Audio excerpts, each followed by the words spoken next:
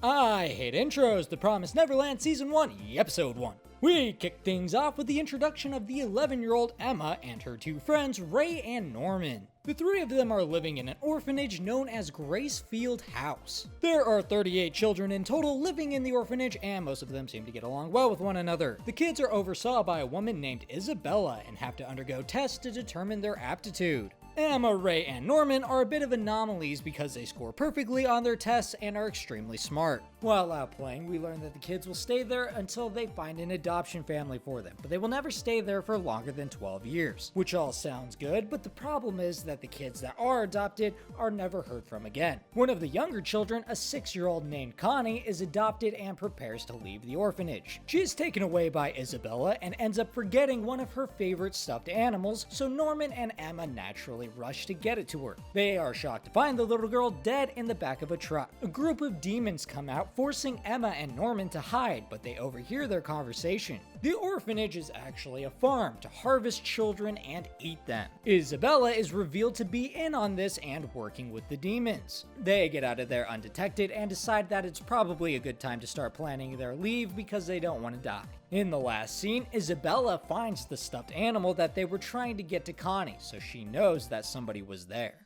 Episode 2. Norman deduces that the reason they have to take the tests is because that's what decides what order they're killed. The lower your scores, the sooner you'll die, and if you manage to make it to 12 years old, they're gonna kill you anyways. They assume the logic behind this is that the smarter you are, the better your brain will taste. It's gonna be another 2 months until the next shipment at the earliest, so they have until then to devise a plan to get all of the kids out of there. They venture out into the forest to devise an escape route and end up running into a thick concrete wall, which will prove to be their first challenge. Another problem is that when one of the children goes missing, Isabella looks at some sort of tracking device to locate the child, meaning that all of the children have some sort of trackers implanted in their bodies. In order to scale the wall, they start collecting tablecloths and hiding them out in the forest, and while doing this, Ray approaches them saying that they've been suspicious. Not knowing what else to do, they fill him in on what they saw and their plans to escape. He's reluctant at first because it's likely that there's some sort of demon society outside of the gates, and keeping the young children alive will prove to be difficult in that kind of environment.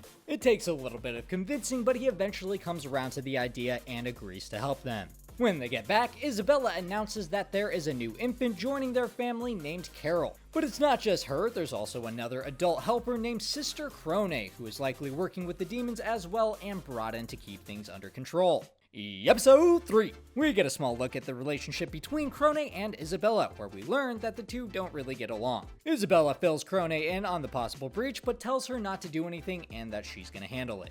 Later on, we see that Crone is actually wanting to take over Isabella's position as mother, so she is biding her time before she betrays her and sells her out to the demons. Jump on over to the kids, who discover that the new infant has a scar behind her ear, which is likely where the tracking devices are located. In order to whip the other kids into shape, they play tag with them to get their stamina up while them thinking that it's just a game. Crone joins in to low-key flex on the kids and tells them that if they can survive for 20 minutes, then they win. She ends up catching all of the kids except Norman and Ray, making them the only winners. Emma got caught too, but to be fair, she was helping out the stragglers. In the last couple of scenes, the kids come to the horrible realization that it's possible there is a mole amongst the children. Episode 4. It's been 2 weeks since Connie was killed, and everyone continues their training by having the children play tag in teams so that they're easier to lead in the escape. While talking, Norman informs Emma and Ray that the escape day should be moved up because Isabella wouldn't see that coming.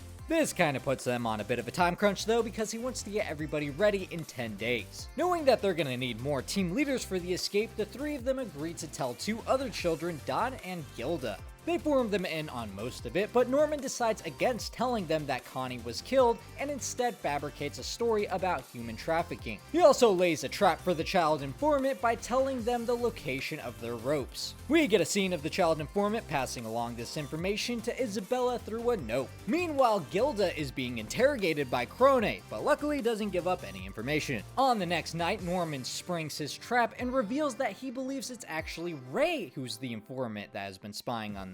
Episode 5. Ray comes clean about being the spy working for Isabella, which he had been doing for 6 years in exchange for not being shipped off.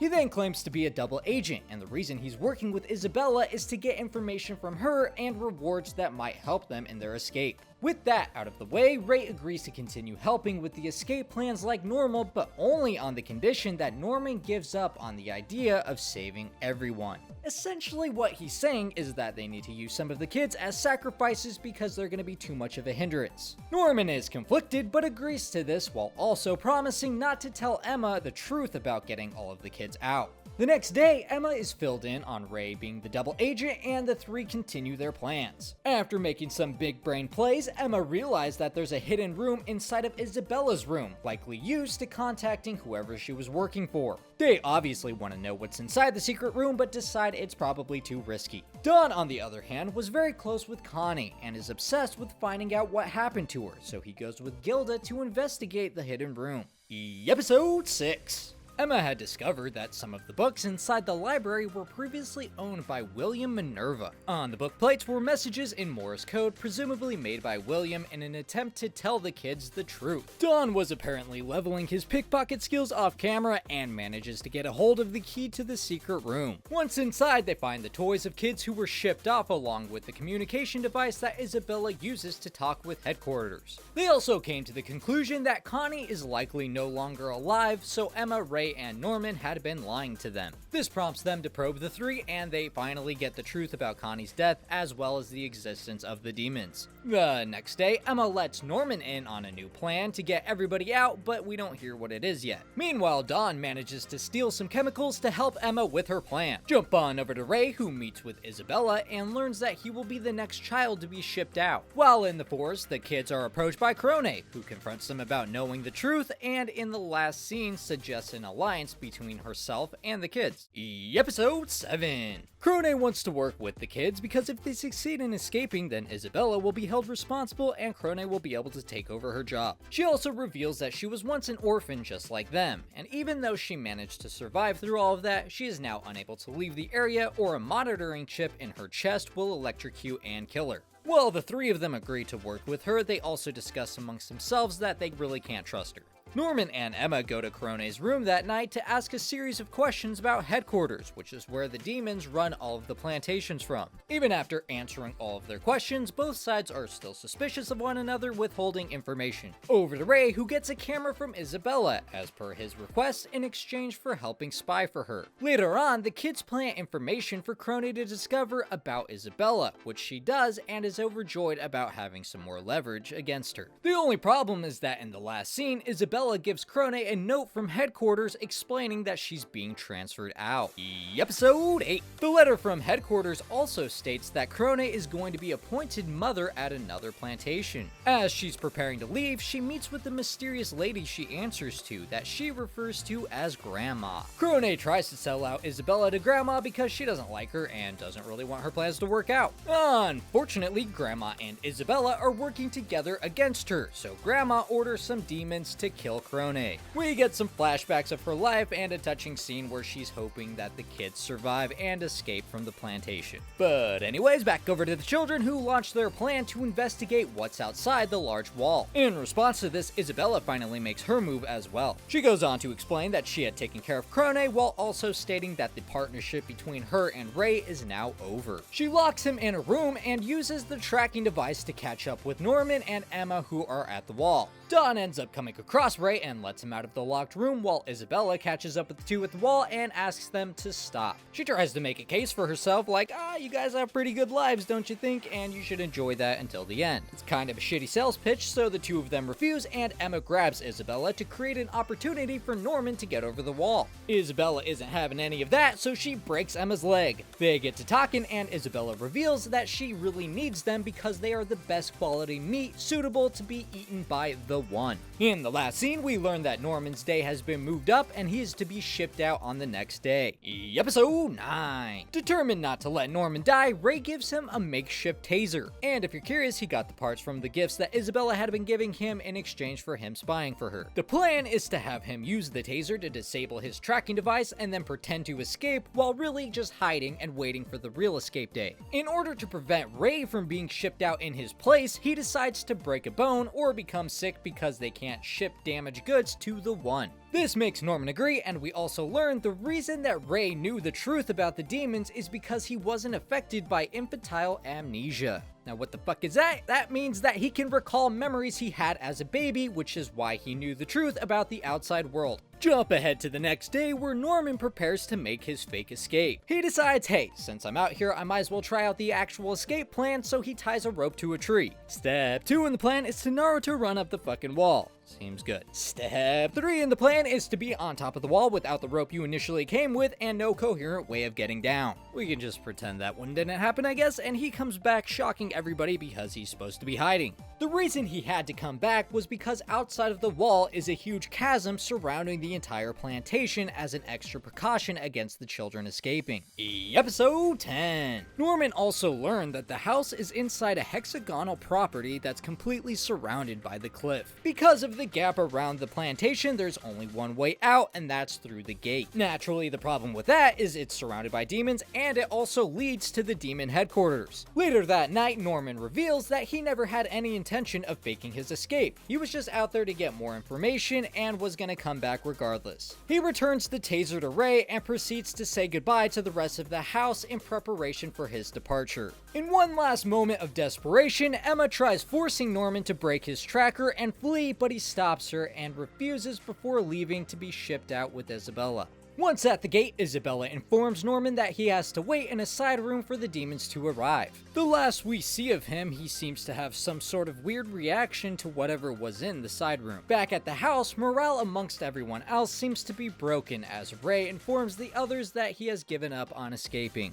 Jump ahead 2 months, where in that time, the escape plans have been completely stagnant. Both Emma and Ray have given up on living and are extremely depressed. The night before Ray is going to be shipped out, he is approached by Emma and it's revealed that she still hasn't given up on escaping and never has. Episode 11. Emma explains that since Isabella was watching her and Ray, they had seemingly given up, but really Don and Gilda were still progressing the plans. Ray suggests that they set the plans in motion that night, and also the fun little side note of him planning to kill himself. He wants to die in a fire that will also burn down the house, causing a distraction big enough for the others to escape. As he goes to light himself on fire, Emma saves him at the last moment and convinces him not to kill himself. We finally get the big reveal of the plan that Emma had discussed with Norman, which was actually convincing all of the kids the truth ahead of time. 2 of the kids rush in to create a decoy, making it look like Ray was caught in the fire. Because he's a bit of a delicacy and the one has been craving that ass, Isabella will be forced to try and save him. In the midst of all of the chaos, Emma initiates the Vincent Van Gogh strat to get rid of the tracking and escapes along with Ray and the other children into the forest. All of them reach the wall and prepare to use their Naruto wall running skills, but then Ray notices that the younger ones aren't with them. Meanwhile, Isabella is prevented from calling headquarters because the keyhole to the secret room had been filled. She does still manage to get the transmitter before it's destroyed though. And in the last scene, we see a little boy come up and tug on her skirt.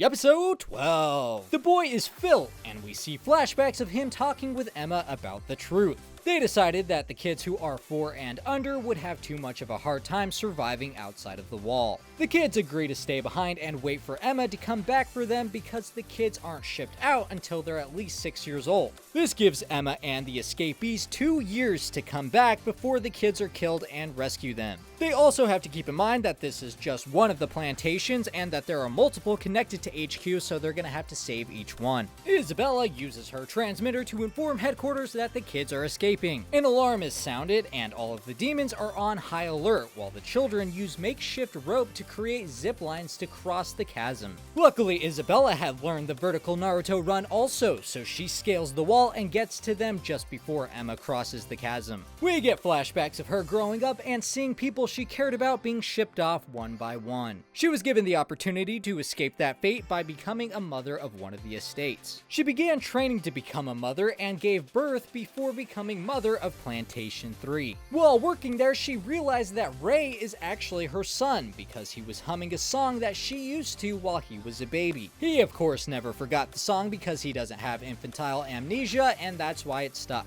Back to the present, she takes down the rope and returns to the other children to inform them that they had successfully escaped. I'm going to be doing the next season, and you can find that on the left side, or you can check out all the Promised Neverland videos in the playlist on the right side. You can also find the links in the description below, and the only thing I hate more than intros is outros.